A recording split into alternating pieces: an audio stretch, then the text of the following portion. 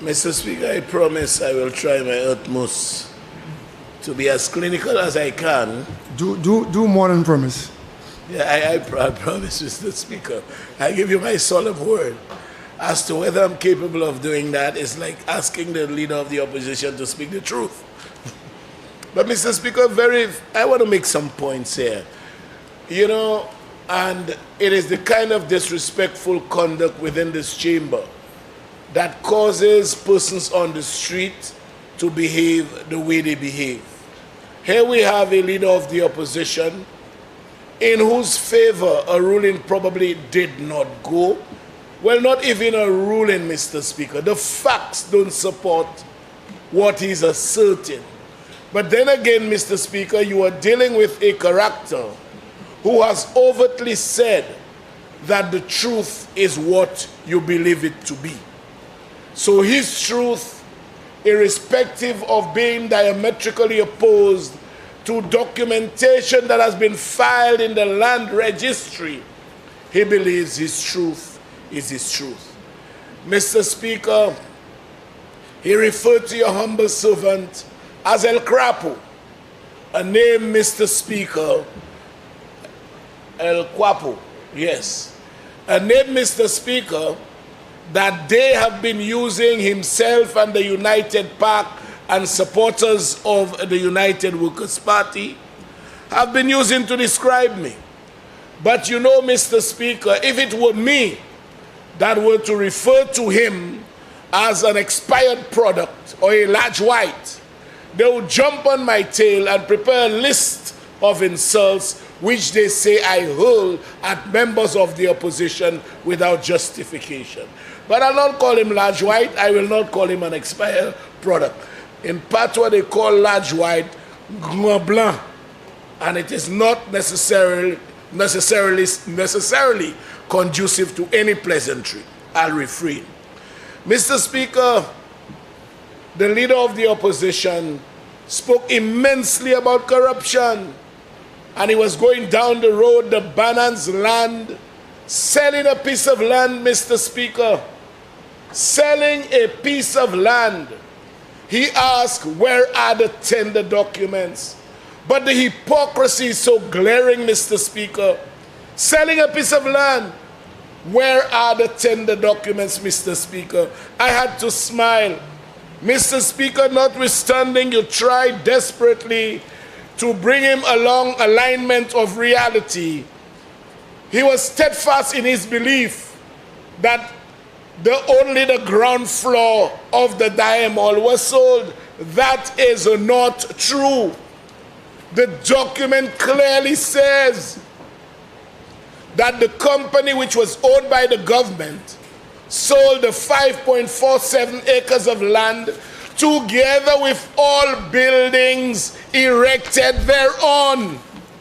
How can you, any lawyer knows that, you can never introduce oratory evidence. You cannot use words to depart from a written document, the contents of a written document. So if you want what you want to say to be incorporated, write it down. And you have a transfer for the entire thing. And then he says he sold the ground floor. I am not here to give anybody a lecture in the sale of property, Mr. Speaker. But anytime part of a building is sold, that building is registered under the Condominium Act.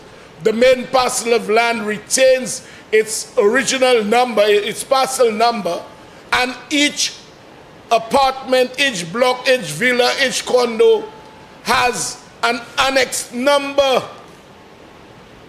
So you would have block and parcel 1254B, 128, V5, V6, F1, F2. That makes no reference to any ground floor.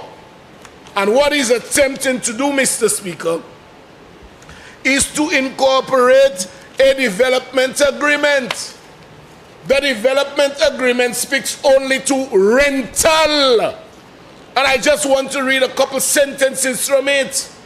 You know, he keeps talking about the ground floor, Mr. Speaker, This was executed on the 11th of March 2021 before Mark Maraj, yes, the name, yeah, Mark Maraj, and it says development agreement for leased premises, 2 floors, first and second, comprising 78,406 square feet. At paragraph rent, the rent payable by the tenant per month is $4 per square foot, which totals $313,000 a month in this agreement. How can you now tell people that you are paying rent for a floor that you own? I mean, that is so nonsensical that it flies in the face of reasonableness. You know, and he went on and on, Mr. Speaker, about corruption. Mr. Speaker, when he was selling this land, he was selling Diamol, which was valued at the time for $60 million. He sold it for $5 million US, or 13 million. Less than 1/4 of the price. The question is asking me now, in relation to a mere 2 acres of land, was there any tendering before he sold that? Was there any tendering? Was there any tendering on the Cabot lands? Was there? Mr. Speaker, under his watch, in fact, there is a cabinet conclusion that sold land to a minister who was in that cabinet at less than $1 a square foot. And I can call a name because it's a fact to Mary Isaac. I have the cabinet conclusion. Was there tendering? Mr. Speaker, when Timothy Mangal, I can say it because I have the evidence, was manager of NHC, he bought several plots of land at Marigo for less than $2 a square foot. Was there tendering? In Tuya, that same Timothy Mangal, Mr. Speaker, coveted, confiscated, whatever you want to call it, 16 lots of land. Was there tendering? You know, today, you were prime minister. You were prime minister. You rented offices. You rented offices from companies in which you have an interest. If that is not insider trading, if that is not nepotism or whatever you want to call it, that is outright corruption, Mr. Speaker. Outright corruption. It is no wonder, Mr. Speaker, it is no wonder in 2017, the corruption index for this country shows that our most corrupt year was 2017 under the leadership of Alan Shastney. The most corrupt year. Before that, we had stability from Stephenson King, from the Labour government. Very stable, we were at 70 to 71%. Then we went down to about 40% under him. Stephenson King steadied the ship. And now, under this prime minister, we're going back up. So if you have to talk about the most corrupt prime minister, it has to be him. Has to be him. And then have the audacity to talk, Mr. Speaker, you know, about lands, and they say they didn't want the land, and the abandoned land is, you know, Mr. Speaker, quite honestly, you know, and brag about his wife has been caught.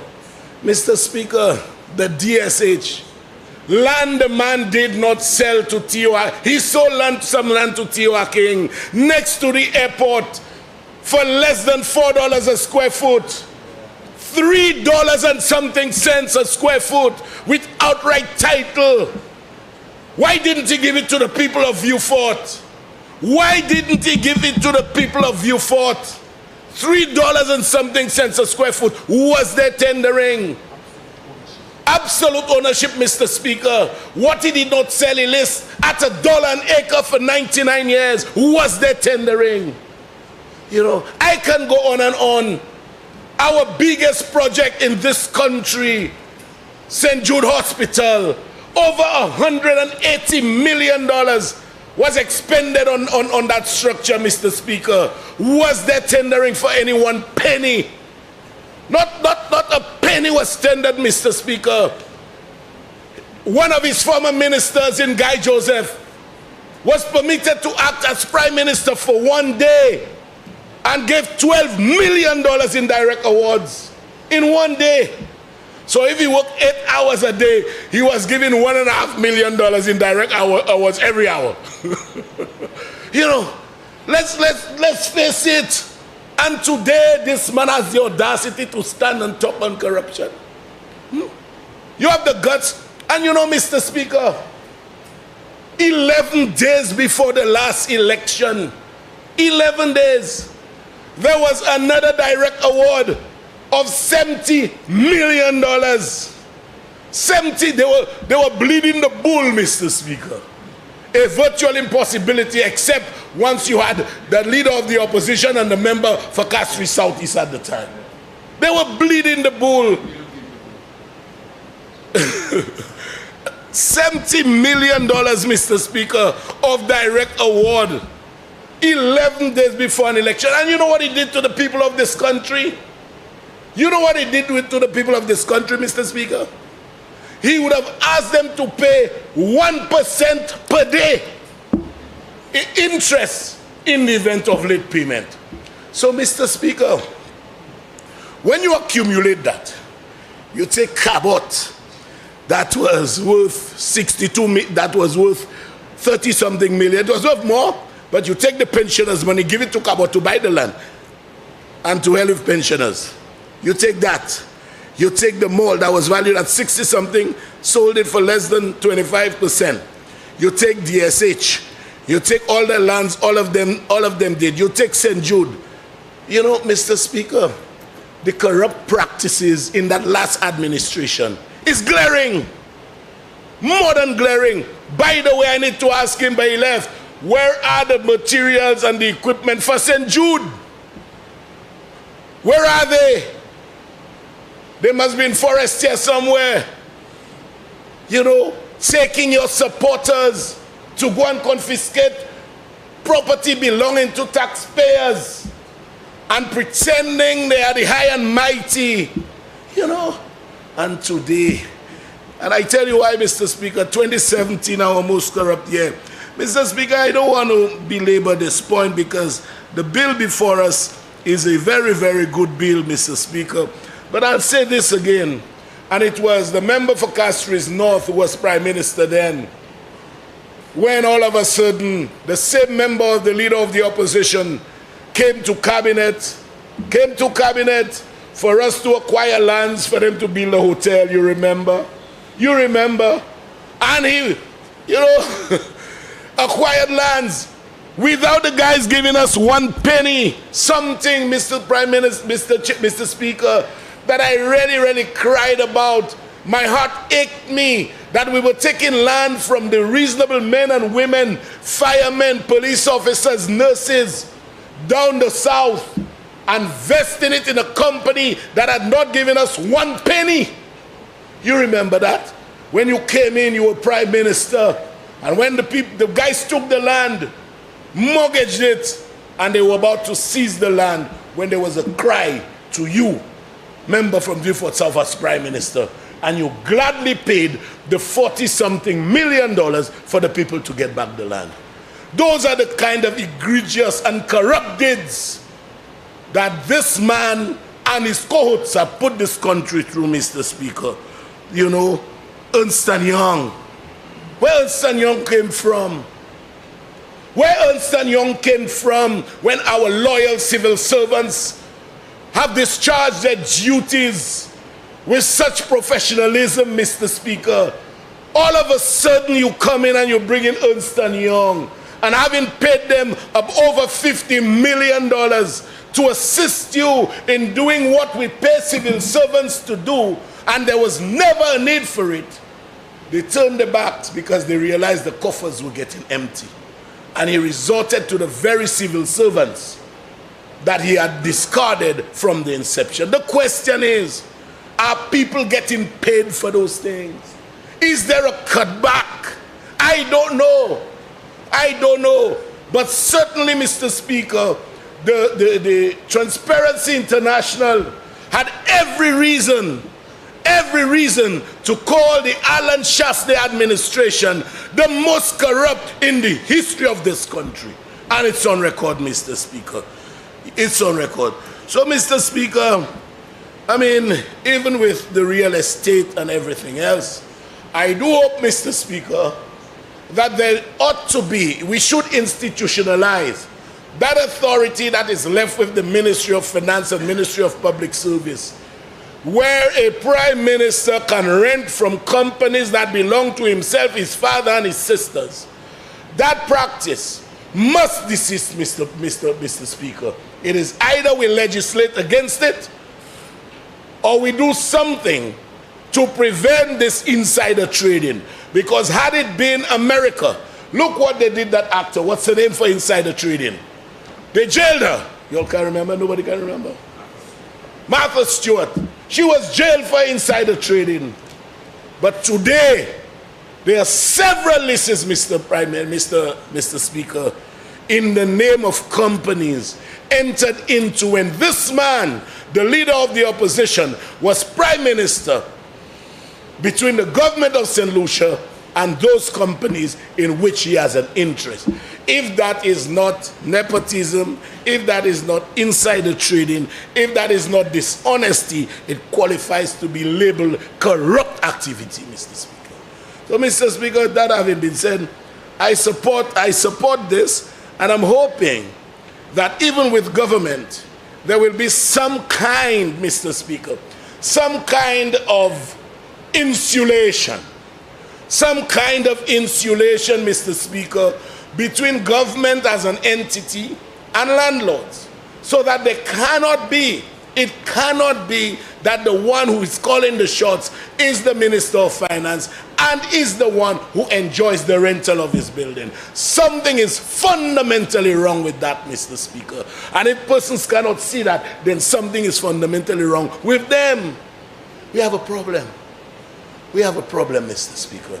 And I'm hoping that when this thing comes on board, Mr. Speaker, we shall be able to get some reprieve. How can you tell me, Mr. Speaker, you're selling a mall that was valued at $60 million. You sell it for less than quarter of the value. Okay? Then, hear this well, the 5 million US that we sold it for, we never received it. It remained as a deposit for the over $200 million that would be accumulated at the end of 16.5 years. We never received a penny. We had to pay to retrofit.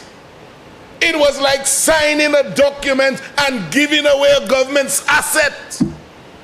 And today, this very man, what Mr. Speaker wants to speak of corruption. Mr. Speaker, it's autism. You know, range developers came here without a penny and they left with $32 million. You know, Permandu came here without a penny, they left with 13. You took people from Cayman Group. We had to come in this chamber to approve $25 million, over $1 million a month, when our people could have done what we had to do. So, Mr. Speaker, as I said, I'm very happy that this House, with its extreme and acute record keeping, obviously through the teachings and supervision of the Honorable Speaker, is able to furnish this chamber with the deed of sale, the deed of transfer, to which absolutely no reference is made to any ground floor. It is referred to in the development agreement, which is basically a rental agreement at $4 a square foot. But Mr. Speaker, with those few words, one observation I made is that the leader of the opposition had one of his subordinates here, Mr. Speaker, who left him, and it speaks loudly. I saw him trying to tell the leader of the opposition, don't go there, sit down, don't say that. But you know, the truth is what you believe in. He went on and on until the member from Social Saltibus felt that in his interest, it is best to disassociate, and he left him in the chamber by himself. This, Mr. Speaker, is a crying shame. Mr. Speaker, I'll end here, but I will continue elsewhere. Thank you.